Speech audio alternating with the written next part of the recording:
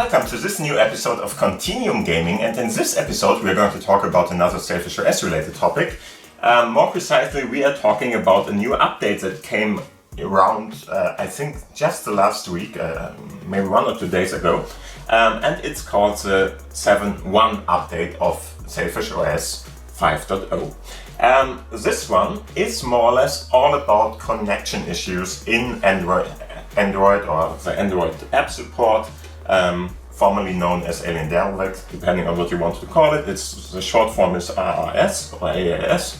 And in the end, what we are talking about here is more or less just a really small little feature update, which seems to change stuff in the connection tab. So in the end, at the moment, there were people, I'm not that much affected, I think I had it once or something, but it happens to some people more often, which had the problem, or who had the problem, that, for instance, the notifications of some apps which are run by Alien Delvec or by AAS didn't, for instance, come through, stuff like that. And the reason for that seems to be that there is a different problem, or a small problem at least, when you are switching between Wi-Fi and the cellular network, so mobile data in the end. And the problem about that was that sometimes the connection wasn't re-established, and that was the problem there. And this update seems to fix this. It's available for all the different smartphones, so in the end, if you, for instance, like me, are on the SailfishOS Xperia 10 Mark III, it wasn't that severe. It really happened very, very seldomly, if at all. For me, I think I had it once or twice, and then you would have to more or less go to the menu there and more or less switch between the SIM cards, for instance, or you would have to just shut off the network stack and re-access that. That's fine, but it wasn't really a big deal for me because I never have Android apps running for a very long time. I'm just using them on the fly when they are needed to be used. After that, they're going to be shut down anyway. Anyway, if you are not that kind of person, or you are on the C2, which is this smartphone, of course, then you might have a different experience, and then it was a little bit troublesome. And now it seems to be that that was fixed. What we are going to do in this update, so I'm just going to show you what's all going on here. As you can see, the 70 was the Jolla C2 only. The 71, of course, brings everything that is in the 70 update too for all the other ones too. So in the end, it's both in one update for the non-C2 users, and so it's a really interesting thing. One thing that is very important for you, if you are using the Xperia XA2 family, so there's an XA2 Ultra and stuff like that, be careful with it. Just read this article. I'm going to link it down below in the commentary section. I don't own this smartphone. For me, it's not an issue, but if you have that, be very careful about it. There's something you will probably like to do or have to do if you are updating involving the shell in this case. I'm not sure if it's something that is really a problem for everybody, because some people didn't have this problem, but if you are running into it, make sure to watch this, because it's really important for you then, and it shouldn't be much trouble, but yeah, make sure that you are watching this. So let's have a look at what they are writing about what's new. As you can see, mostly the connection fix here is very important for the app support 13 and radio implementation, whatever. There was an update with the web view more or less in the app support one, so in the Android subsystem more or less. Of course, there is a Chromium web view in there, and that one was updated, and there were a couple of other things updated there. And then you have other things like the app support behavior to check that after the update you should have a look at that. Okay, so. And one other thing that is new, which wasn't available until now, is that the C2 and the Xperia XA2 family and the Xperia 10 family, we are not talking about the 10.2 or 3, but just 10 in this case. had no possibility to go to the recovery mode, and now that is enabled for them too. So the update is of course not a big feature update or something, so you're not gaining much more, with the exception of the WebView update of course, and of course with the exception of the settings apps, which are now more extensive. In the end, you're not gaining much, you can see, but there should be a lot of better behavior now in these situations. So if I go down a little bit, as you can see, you can now even go to a factory reset, which was enabled into the C2, so that was something you couldn't do before. Now that's possible too. Yeah, if you want to know more about all this, please have a look at this page. There are a couple of different things here, and yeah, but again, be very aware of, because if I have a look at the results here, so if I click on this one, you can see there are a couple of people which have a little bit of problem with it, but we are talking about the XA2 users here, okay? So be very aware if you are one of those. Read this first, so you're not running into trouble or you don't have a big headache about it. You should know what you're going into. It's going to make your life better, but maybe you will have to do something for that. We will see. In the end, after a while, most of the people didn't have any problems after that, and as you can see, the overall majority really doesn't have a problem. If you didn't know before, there is always this road down below an update for each and every update that is posted, where you can always see how many people it went through very easily and how many had problems and stuff like that. It's not a big number of people who wrote there, of course, but still it's a little bit of an indicator of how troublesome this might be. Okay, here you can see, for instance, one of the users who had problems with that, but he's going to be helped later on, and it should work. Okay, nevertheless, let's have a look at what we are going to do here. So on my Xperia 10 Mark III, I already have it installed. I'm not going to do it here now. Worked flawlessly as mentioned before, but we are going to have a look at the C2 and install it from here just now. So in the end, you can see everything on the big screen here I'm going to do. As you can see, there it is. It has a little bit of a delay, but other than that, it should really be pretty much the same what you are seeing there. So make sure to watch it on the big screen or the small screen. I'm going to show you both, just in case you have any kind of trouble. Why is this? Why is there a lag? We are using a laptop where more or less my smartphone is hosting some kind of a small web server, which is locally, of course, not in the web, only a web server itself, which can be accessed in our local network here. I'm in the Wi-Fi at the moment, and my laptop is just accessing the network address of this one and showing what is going on there. And this is more or less taking screenshots all the time. This means that I can't show you on the big screen what's happening if we are going to go into the update itself, because then of course the smartphone will probably restart and this service will be shut down and stuff like that. So we will see what's happening there, but you should have a look at the small screen after that. Okay, I'm just going to turn around now. As mentioned before, I'm trying to show you both as good as I can. There will be a little bit of a glare situation here coming on. Sorry for that, I can't change that. On the big screen it shouldn't be that much of a problem. And now I'm just going to go to my system in this case. So there is a settings menu. I have a folder for that or a directory for that. If you don't have that, it's just on the main screen there. And I'm just going to open this up, and here's a couple of things going on. And if you go down here, click on the updates for SailfishOS, you will see a couple of different things. And as you can see, there's a pretty big update for the other one, for my Xperia 10 Mark III. It was very small, but on this one it's pretty big. As you can see, there is an update available. We will have to go to the upper menu there and go to download in this case. I'm just going to activate that, and he's going to try to download this. As mentioned before in my videos, the indicator bar, how far he is more or less the image you see at the top. So as you can see, there's this small little bar there where nothing is more or less blended out, or I don't know. And the transparency is a little bit less there. There's some kind of overlay, and that overlay will wander to the side, and if that is gone, everything should be updated, or better to say not updated, but downloaded. This is just how this is done, and now we just have to wait a little. I don't think I can tell you much about this more. Of course, you can go to this information here if you want to, so have a look at the updates there. But this will just carry you over to the article we already saw. So just let's wait for it to download everything, and then we will be back here.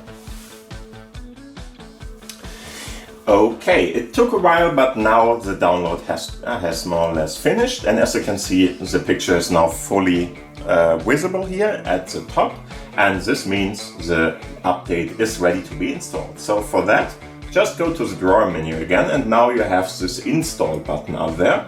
If I click on that, the smartphone will shut down. This is normal, and now it might just take a couple of minutes to more or less update the smartphone. You can of course stay with it, or you just leave it alone, it doesn't matter. As you can see, this was the last picture that was transferred to the browser there, so everything now is going to happen on this one. I feel a little bit of a slight vibration now, and now we have a new picture here, C2 with SailfishOS on there, and after that you will see a small little black screen more or less, where there is more or less a bar running on. Takes a little till the smartphone is in this mode, of course, but after a while you should see that. Oh, okay, and first I will have to put in my code here, give me a sec, okay.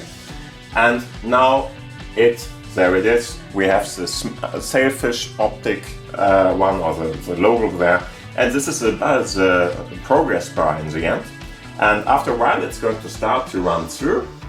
May take a little, depends on the update how long it takes. Sometimes it's very fast, sometimes it just takes a little bit longer.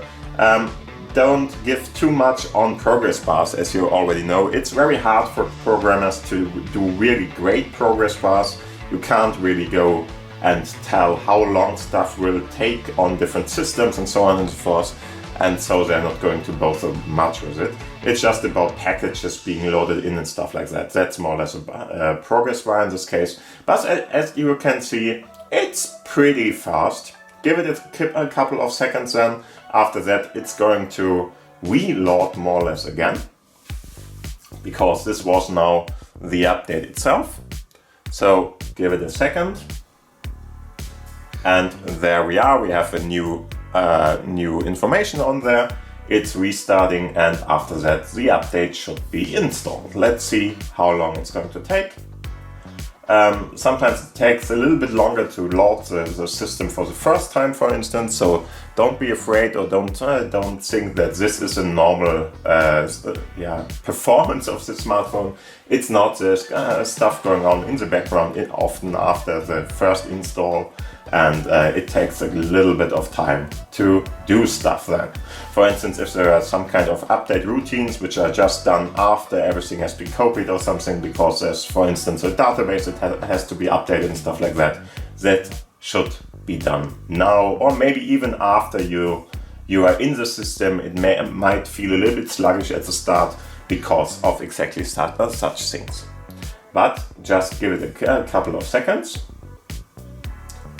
and sooner or later it should be showing more than this. Okay, we have a black screen, that's normal. I felt the vibration again. Maybe he is going to restart again, I'm not sure. We will see.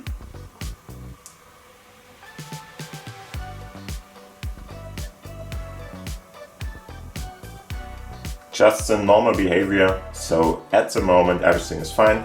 It could be in some situations that there is a boot loop or something. Sometimes you will have to go and long press the button then, the on button there. As you can see, it's not. It's asking me to put in my credentials again, or better to say my PIN. Okay, I just did that. And now it seems to be going into the system again. Again, might take a little bit longer than before. Depends on what's going on in the background. I don't know what's going on in the background at the moment neither, so just wait for the update to be fully done. you can already see that it's doing something because we have this slight little backlit information. So it's not just black or something, it's a grayish part because there's a backlit. And yeah, here we are. As you can see, we have the smartphone running again. We have, of course, our first part here. There was some kind of an update for the weather app in this situation. And if I just go in, he is going to ask me for the security code again, just to let you know. And then after putting that in, we are back into SailfishOS. So let's have a look. Just to let you know, this one should be working after I got to my settings here. Give me a sec. Have to reactivate it maybe, I don't know.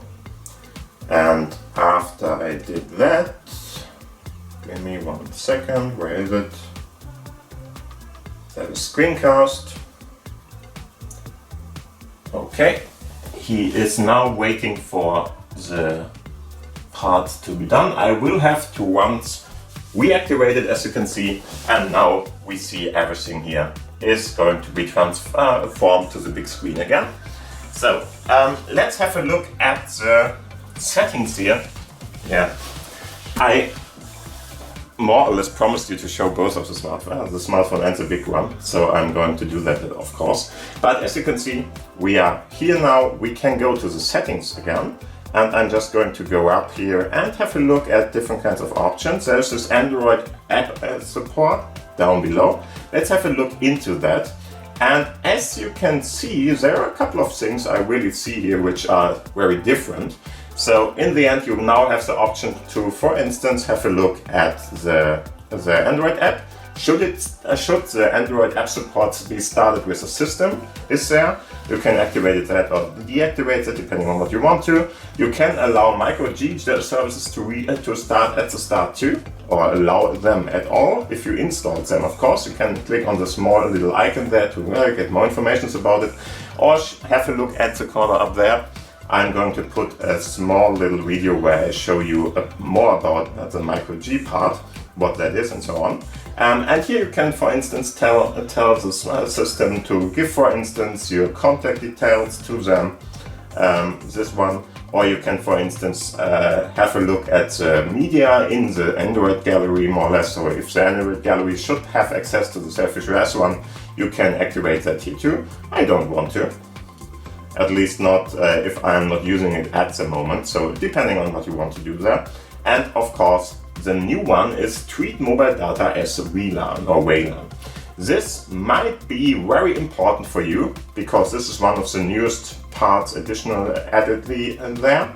And as you can see, if you do that, then he's going to assume you're on Wi-Fi, but you are still not on Wi-Fi. This makes it possible to stay connected to stuff like that and so on and so forth. Seems to be something new that needs to be done with app support for the Android 13 and up versions, because of course the C2 has the newest Android, which is Android 13, supported by SailfishOS, of course. There is newer ones already out there, but Android 13 is the one that is running on the C2, and so you should be able to run more recent apps, and probably most of them are still possible to be run with 13. Even 11 isn't a problem, because my Sony Xperia 10 Mark III, for instance, has 11 on it.